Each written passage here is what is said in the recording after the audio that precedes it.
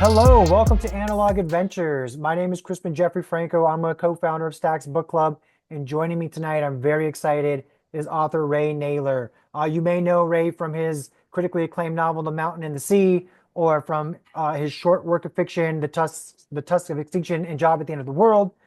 Ray has been called one of the up-and-coming masters of science fiction, short fiction, and I would add penned onto that one of the up-and-comers in science fiction, long fiction, straight out. We are so excited to be talking tonight with Ray. Ray has a brand new book coming out called Where the Axe is Buried, which is out April 1st. Uh, After this episode, grab a pre-order at your local independent bookstore. You're not going to want to miss this one. Ray, welcome to Analog Adventures. What are you drinking tonight? I'm drinking nothing at all. Okay, cool. That's So, that's quite all right. yeah. I mean, sometimes it would be like a cider or something like that, but tonight it's just been such a busy day. I'm like cramming this in around so many other things. And on top of everything, like maybe we're gonna buy a house. I don't know. Okay, exciting Yeah, there's a stuff. lot of stuff going on. Yeah, exciting stuff. Yeah, we're a couple weeks out from your book launching as we're recording this. So yeah, I can only imagine in this ramp up, there's a lot going on, a lot of people asking for time like me. So I appreciate you being here. Yeah, hey, thanks for the invitation. I'm happy to be here. Awesome. So our listeners may be familiar with this title. We did a State of Science Fiction episode a couple months ago. We sat down with Matt, who's one of our booksellers at Stacks, and we sort of talked about some things that we felt were missing in science fiction last year. And part of that conversation was a look ahead to 2025 and what the titles that we were most excited for, and Where the Axe is Buried was a number one on my list. So I got a copy of the book a couple weeks ago, digitally, just sped right through it and reached out to have a conversation with you. Um, I know what the book is about. Ray, tell the folks out there that are listening, what is Where the Axe is Buried? Uh, wow.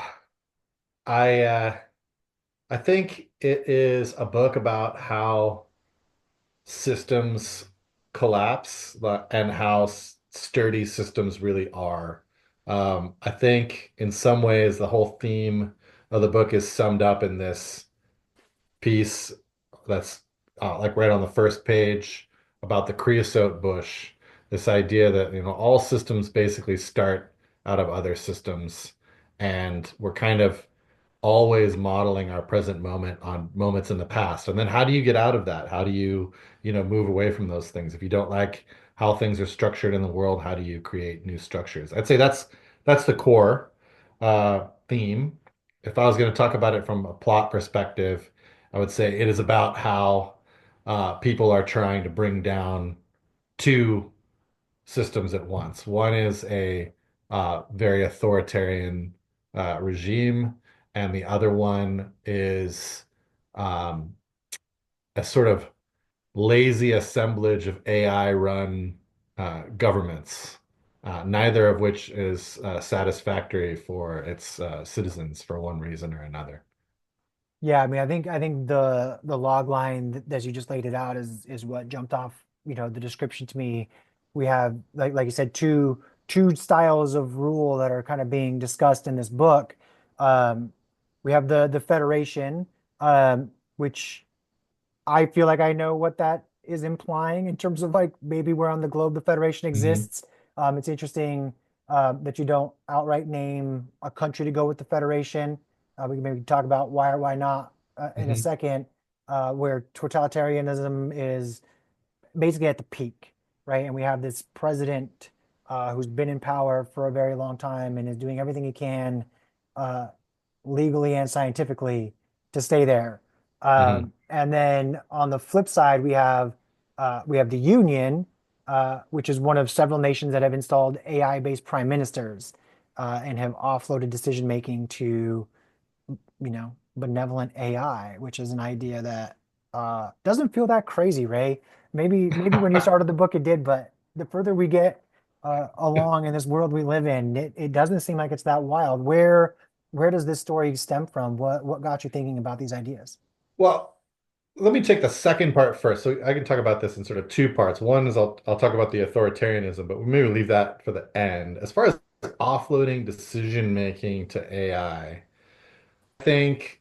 I think it's Cory Doctorow who said, that we already have AI, right, in the form of corporations. Hmm. And I think it's certainly true that we have, as humanity, offloaded a lot of decision-making processes to these kind of legal concepts that we call corporations, right? We've basically said, okay, well, these are the parameters that we're going to operate within, profit to the shareholders, X, Y, and Z. And for better or worse, we're going to structure our world that way. And that's a form of really offloading a lot of decisions that we might make about, what happens to the commons and what do we do with resources and how do we, use and divide up things in society. So that's kind of one. And I feel like we are increasingly doing that, right? Like every time we get on social media, we're offloading decision making, right? Like what are we going to see next? We don't know, right? Yeah. Who's controlling what Right. we see? We're not really aware of that. How much of that can we really is really opaque to us? I would say a lot. And I think in general that although we, live in a democracy, we also live in a situation where a lot of our decisions are being made for us. And I think a lot of our freedom is kind of illusory when you think about, the necessity of having a job, like the attachment of jobs to health insurance and things like that. I mean, my Canadian friends are constantly completely appalled at this thing that Americans find routine, which is like, how is it that your health insurance is tied to your work? This is slavery. Like Yeah. that's insane. And I'm always like, that's just, that's just the way it is. So I think that I wanted to sort of call attention to that, not just to the danger of offloading decisions directly to AI, but to the danger of just offloading decision-making processes in general without unthinkingly to powers, to other powers, to people who might not have your best interests in mind, to systems that aren't really looking out for you, right? I think that's a big problem. So that's like the first part of the question. And there's more to that, but that's kind of basically where I was thinking. The second one is, comes from personal experience. So unlike a lot of Americans, have actually spent a lot of time living under authoritarian rule. I was a Peace Corps volunteer, 2003 to 2005, in Turkmenistan, which was at the time under the rule of Turkmenbashi, uh, Sapir Murat Niyazov, who had changed his name to Turkmenbashi, means father of all Turkmen or head of all Turkmen, and he ruled the country, with an iron fist. There was a rotating golden statue of him that turned to face the sun in the center of the city. And the joke in Ashgabat was, no, no, it's not the statue that turns to face the sun. Yeah. Right? Um, there were these white marble buildings everywhere. I used to sometimes play a game with myself where I would look around and see how many pictures of Turkmenbashi I could see from where I was standing.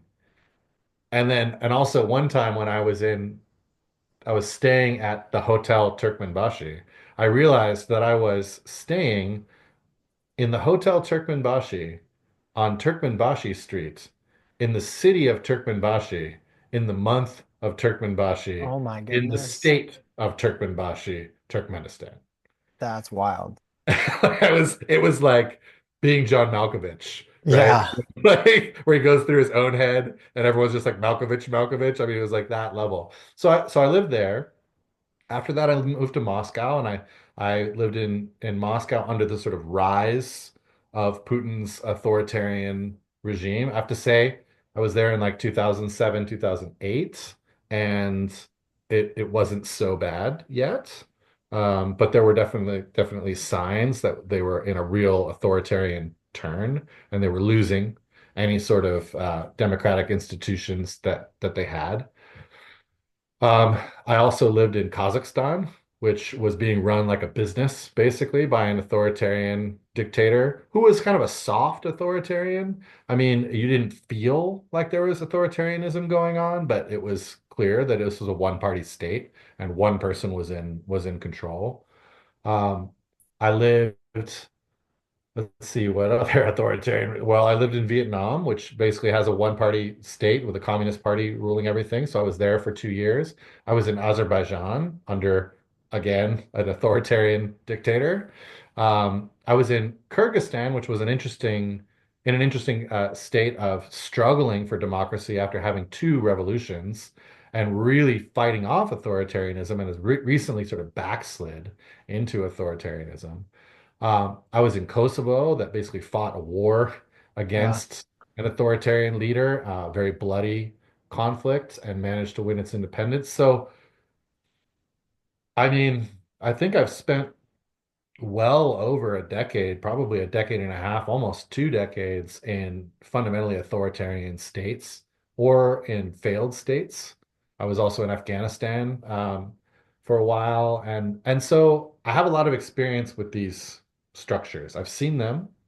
I understand how they operate, and it's not a great place to be. Like I gotta say, you don't want this. Yeah. Don't want this no matter who you are. You don't even want it if you're on the winning side, right? It's one of those things, a little bit like patriarchy, that kind of poisons everyone, right? Like patriarchy is not just bad for women, it's actually really bad for men, Right. right? Really bad Yep. to bottle up all your feelings, not talk to your kids, only think about work and money, all those things. Like it'll kill you, you know? Like that's how you die of a heart attack in your 50s or 60s, alone and largely disliked by your family and the people around you, right? These things are bad. And so uh, that somewhat unique experience, I think, of being an American, but also of being someone who had lived under authoritarian regimes for so long, inspired that other half of the book. In authoritarian regimes, you don't have to voluntarily give up, power and the ability to make decisions. It's just taken away from you, and it has an incredible distorting effect on people's personalities.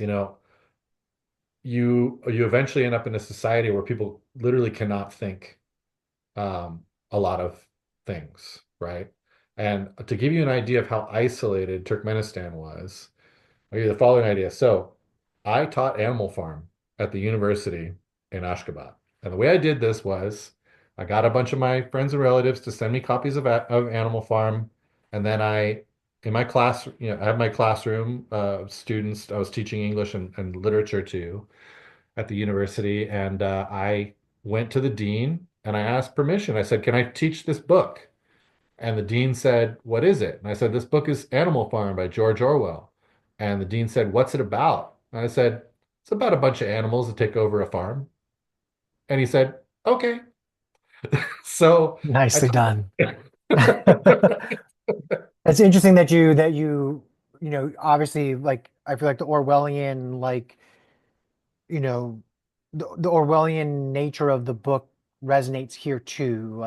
Mhm, And I've seen some other folks allude to that too in reading this story and the dichotomy of the experience of the characters in the book living in the Federation versus in the Union, like you alluded to earlier, nobody's happy on either side, right? Like right. and they're unhappy in different ways.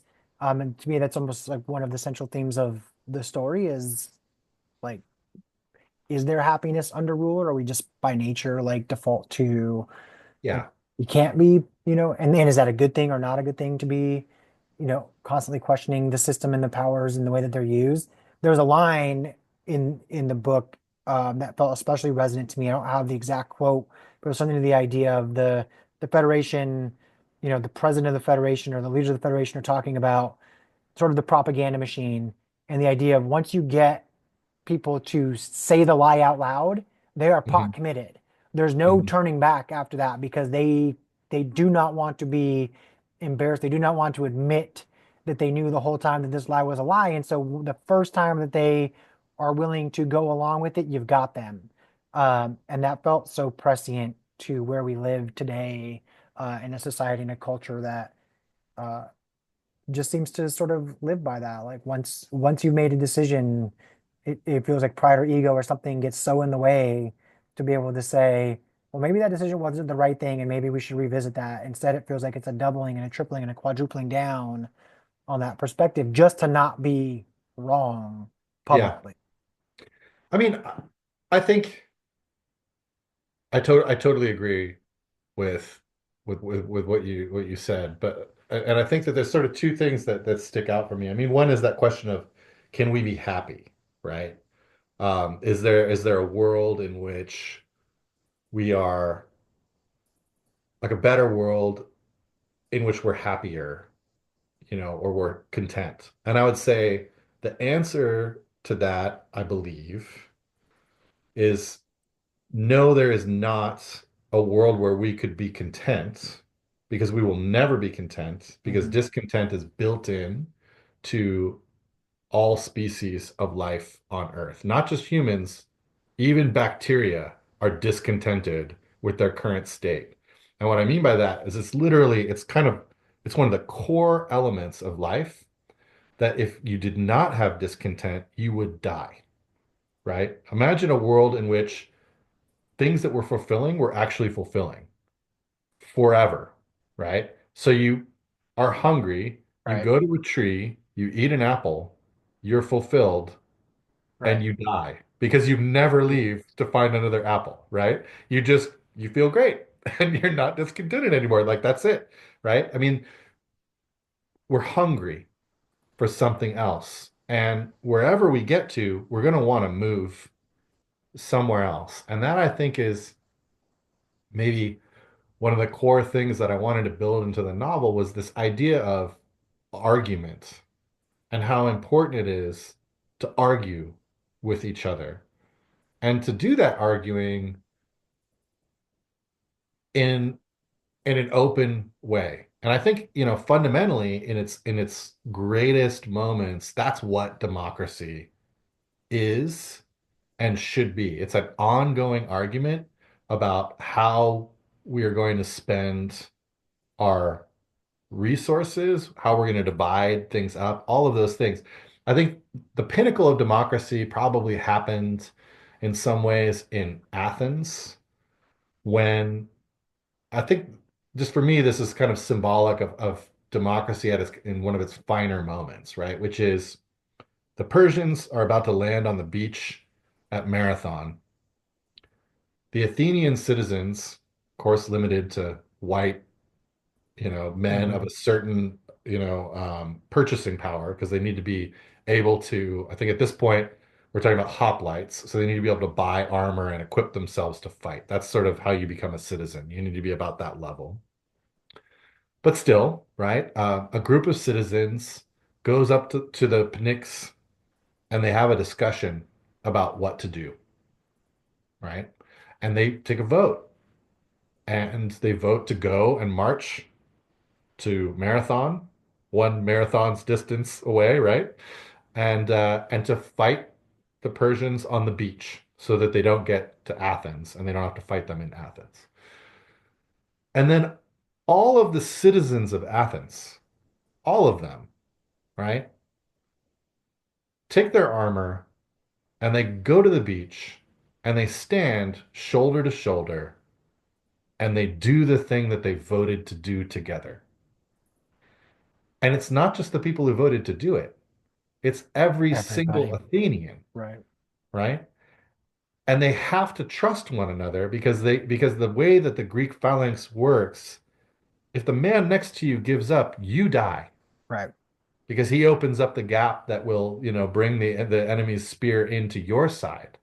And so they make this decision together. It was probably, I can imagine them arguing for hours, right? But then once the decision is made, they go as a society and they do this thing and they take the consequences.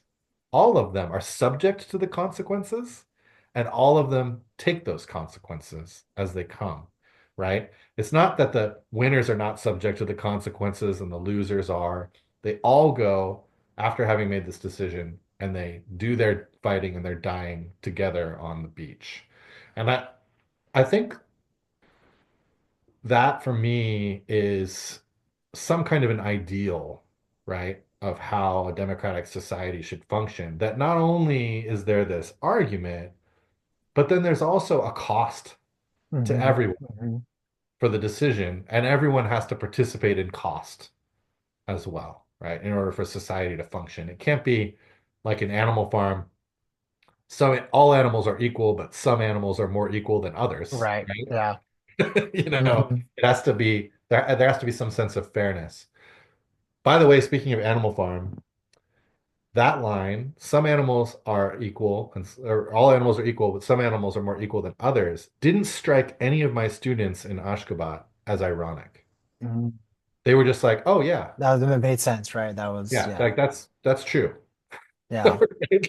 Like hypocrisy is built into the system, and we know this and accept it. Like it's actually very hard for any of those rules to sound strange to someone who grew up in an authoritarian state because they understand that there's this double think is just a part of life. Right.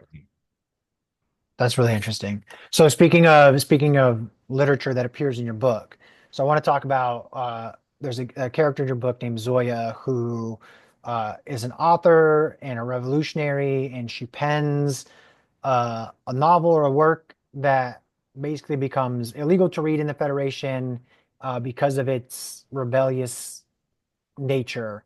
Right. Um, Whenever I read a book or that references a book about a band and the band is legendary, and then they put lyrics to the band, to the songs of the band wrote in the book, I'm always questioning like, does that sound like a legendary song? And so like when someone says this book is transformational and it was so powerful that it's becoming illegal because it's too dangerous, and then there's snippets of that book, I'm always wondering like, ooh, is it going to live up to it? And I got to say, you did. You Oh, nailed it. thank you. Like the snippets from the book that Zoya wrote that show up in your book, they are like goosebumps and they are like motivating. And it does actually read to me, it feels like, oh, I get it. Like I get why Power doesn't want this book to exist. Is there pressure when you like put a make a reference to a book being, world changing in that, and then you have to produce world changing snippets from that book in your own book? I guess I didn't think that much about the pressure that I was putting myself under, but now I'm like scared to ever do that again. No, yeah, I mean, I think that you are framing something, right, as being important. In the same way that like the mountain and the sea had these kind of epigraphs before each chapter, where Mhm. clearly like you're framing this philosophical thought. It had better be good because you've really like drawn this like Right. frame of You've, it. yeah, you've like told us where the bar is. Now you got to Yeah, clear it. Yeah. exactly. And so, yeah, I mean, you work harder on those. I work extremely hard on every aspect of a book, of course.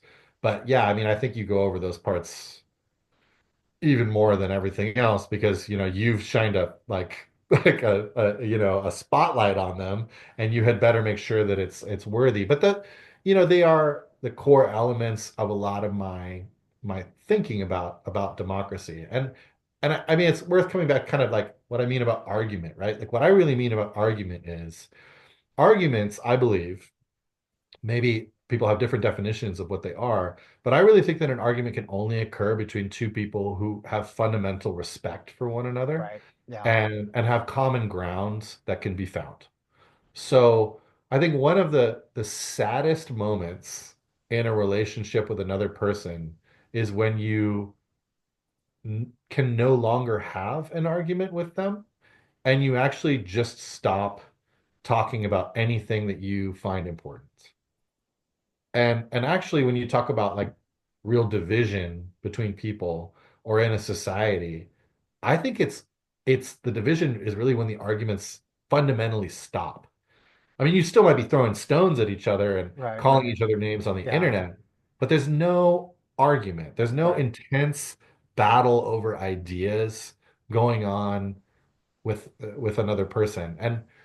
And so, a good example of that is if you don't convince someone that they're actually wrong about something and you just decide to, I mean, okay, how would I put this? So you could outlaw racism tomorrow, right? But if you don't convince people about why racism is wrong, all you've done is gotten them to speak about it more quietly, right? And feel like an outcast and feel like it's something they can't talk about anymore, although it's something they feel. In order to really win the fight against racism, which I feel strongly should be won, Right. right? Hmm. You got to convince people not to be racist. And that's a very different thing. And that really involves like a lot of vulnerability on both sides, and it involves a lot of trust. And I think that, that's why this kind of the concept of this forever argument is so important. It's this constant, like democracy has to be hard all the time.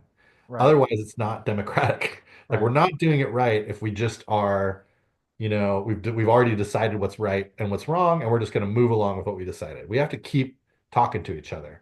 Um, and I think too many of us have found that we've just come to a place where we Yeah. can't do it for good Yeah. reason.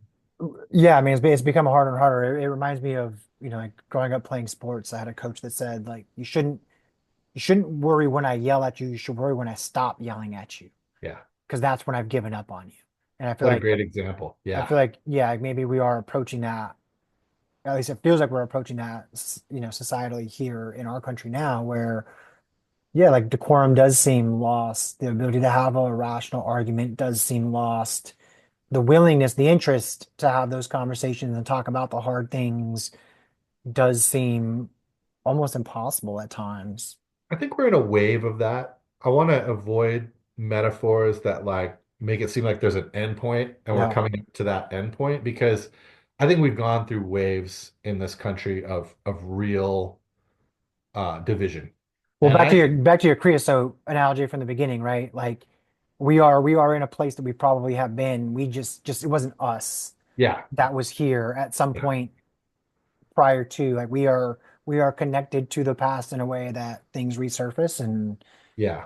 Yeah. And I think we kind of view when we look back on American politics, we quite often are looking back at what we sort of learned in textbooks. And what we learn in textbooks is a lot about the age of consensus, right? Where you had a largely homogenous, white society that excluded everyone else from decision making.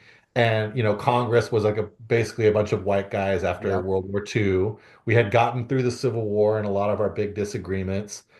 We had basically decided to not talk about a lot of issues that our society had, and we had a lot of consensus about a lot of things, and there was still a lot of battling and that kind of thing, but there was this sense of political consensus. What people might want to ask themselves too about that time is, well, what does political consensus say about the system? I mean, maybe that wasn't such a great thing either if you know like we all like Ike and it's the 1950s, but there's also all this other horrible stuff going on in the right. United States that we're not talking about, right?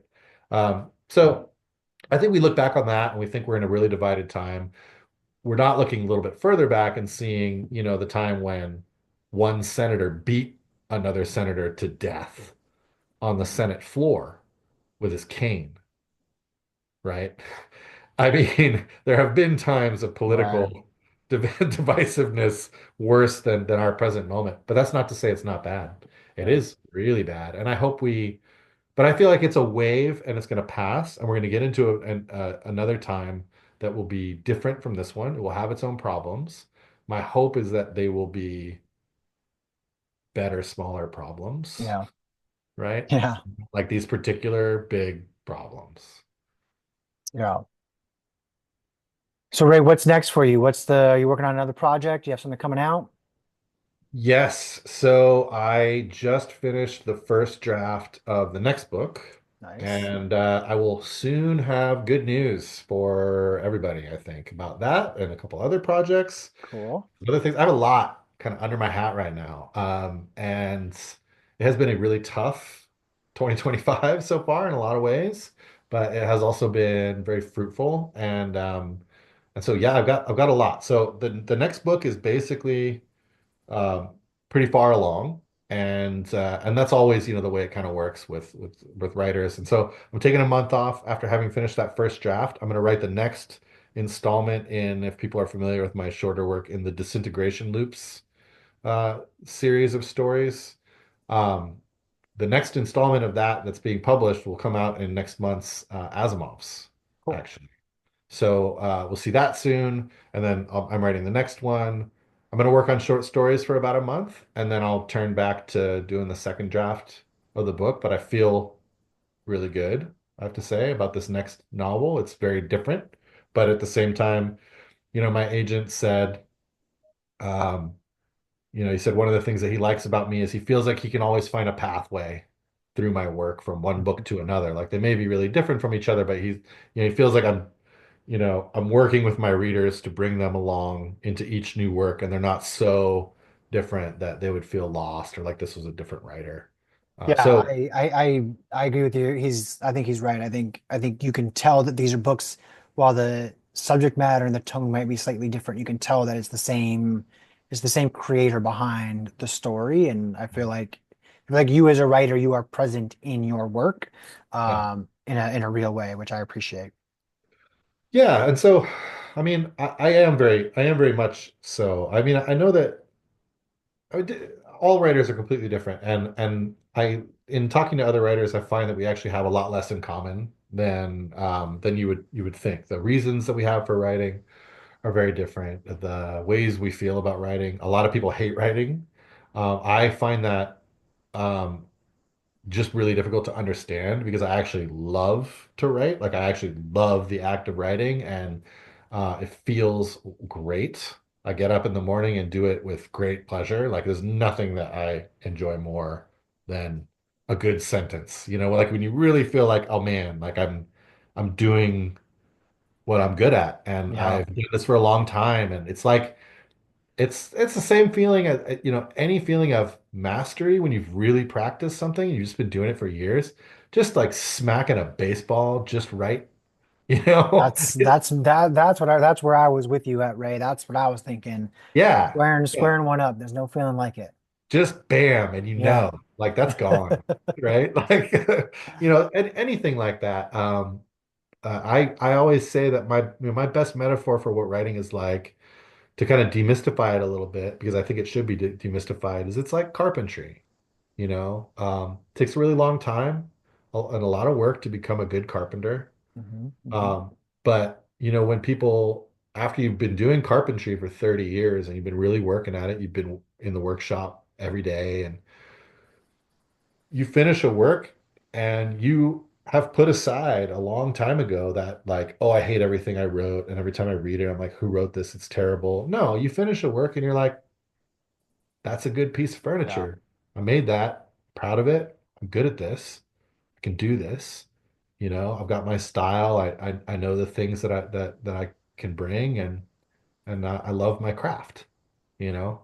And that's the way I feel when I, finish a short story or a novel. I get this really satisfying feeling now of like, yeah, like That's awesome. that's That's awesome. that's what happens when you put this much energy into something, you Yeah, can do it. and well deserved. Um, Ray, thank you so much for joining us on Analog Adventures. I would love to have a follow-up chat after folks get a chance to read this book because listeners out there, we have done the best we can to lay the groundwork for a story that you just have to read and experience and then sit with and think about. Where the Axe is Buried is out April 1st. Pre-order it at your local independent bookstore, wherever that is near you. Support local independent bookstores everywhere. Buy books for people, not billionaires. Ray, thank you so much for being on Analog Adventures, and we'll catch up with you later. Crispin, thank you. Thank you. This has really been a pleasure.